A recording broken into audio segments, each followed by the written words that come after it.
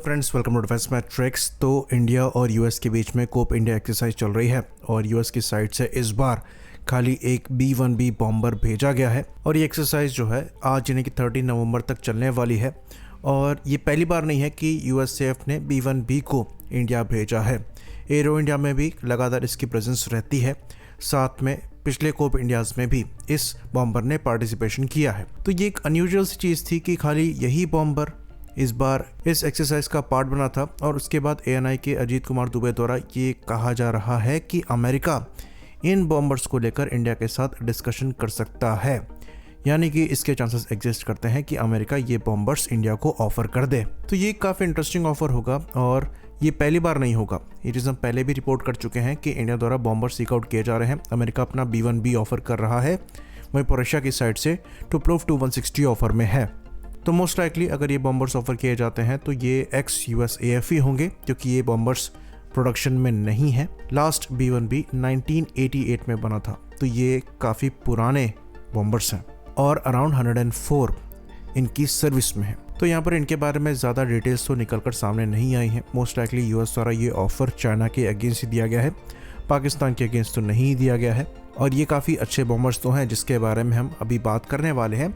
लेकिन परेशानी यहाँ पर यह है कि ये ex-USAF होंगे, यानी कि पुराने बॉम्बर्स होंगे और इनके साथ हो सकता है कि अच्छे खासे रिस्ट्रिक्शन निकल कर सामने आए, क्योंकि जब इंडियन नेवी द्वारा INS जलश्व को लिया गया था जो कि ex-US नेवी था, तो उसमें एक क्लॉज ऐड किया गया था जो कि एंड यूजर मॉनिटरिंग एग्रीमेंट था, जिसके अंतर्गत इसका ऑफेंसिव डिप्लॉयमेंट नहीं किया जा सकता। इसको खाली ह्यूमैनिटेरियन असिस्टेंस और डिजास्टर रिलीफ के लिए इस्तेमाल किया जाएगा। साथ में राइट टू इंस्पेक्शन भी यहाँ पर ऐड हो गया था, यानी कि यूएस के पास राइट था कि वो जब मर्जी चाहे तब आकर इसको इंस्पेक्ट कर सके। तो क्योंकि ये बॉम्बर ex-USAF हैं, इसलिए यहाँ पर चांसेस एग्जिस्ट करते हैं कि यहाँ पर भी एंड यूजर मॉनिटरिंग एग्रीमेंट जैसा कुछ साइन किया जाए। और ये हो सकता है कि पाकिस्तान के लिए इसके यूसेज को रिस्ट्रिक्ट कर दे। और अगर ऐसा है तो बिल्कुल भी इस डायरेक्शन में आगे बढ़ने में समझदारी नहीं है, क्योंकि बॉम्बर एक ऑफेंसिव वेपन ही है। साथ में हमारी जो नीड है जिसके अंतर्गत हम अपनी क्रूज मिसाइल्स को इनसे इंटीग्रेट करना चाहेंगे, साथ में रशियन ओरिजिन की भी मिसाइल्स को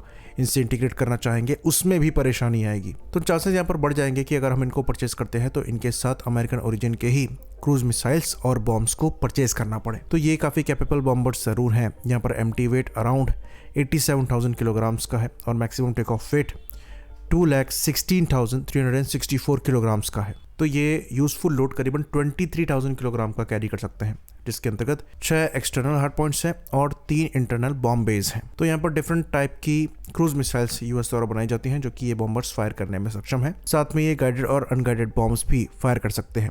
मैक्सिमम ये मैक 1.25 की स्पीड को अचीव कर सकते हैं, जो कि सुपरसोनिक है। और वेपन पेलोड के साथ रेंज भी यहाँ पर 7600 किलोमीटर के आसपास की मिल जाती है। तो ओवरऑल एक काफ़ी डिसेंट प्लेटफॉर्म है और इंडियन एयरफोर्स की ये रीच को इंक्रीज करेगा अगर इस्तेमाल में आता है। वहीं पर जो रशियन ऑफर है हमारे हिसाब से वो ज़्यादा बेहतर है।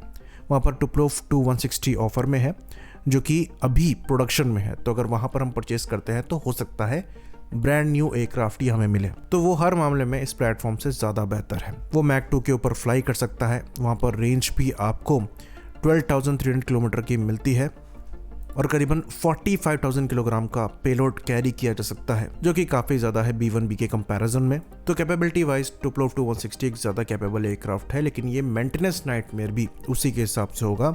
और जो अवेलेबिलिटी रेट आपको अमेरिकन प्लेटफॉर्म का मिलेगा वो आपको टुपोलेव Tu-160 में मिल पाए, इसके चांसेस कम एग्जिस्ट करते हैं। लेकिन ये चीज़ ज़रूर है कि प्लेटफॉर्म पर आपको ज़्यादा कंट्रोल तो मिलेगा। बाकी वो एक प्रूवन एयरक्राफ्ट भी है।